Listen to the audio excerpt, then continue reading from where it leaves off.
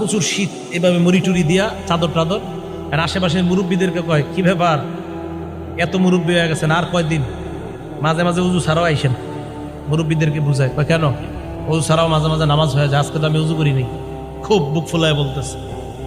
মুরব্বীরা তো অবাক, বেচারা তো আসলেই জানে না। আবার ওই ছেলে বলছে, এই যে বুখারী শরীফের হাদিসে আছে, মুরব্বীরা ইমাম সাহেবরা বলছে, হুজুর আপনি বুখারী শরীফ 20 বছর কি পড়াইলেন, এখনো পর্যন্ত এই হাদিস পড়ান নাই যে উজু ছাড়া যে নামাজ হয়। হুজুর তো হ্যাঁ, আমি তো এই হাদিস পড়াইছি বাবা। তো আপনি তো একদিন উজু ছাড়া নামাজ পড়াইলেন না।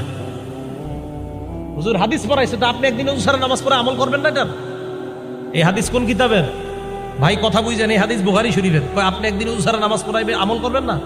হুজুর বললেন যে ভাই, উম্মতের ঘুম আর নবীদের ঘুমের মাঝে পার্থক্য আছে।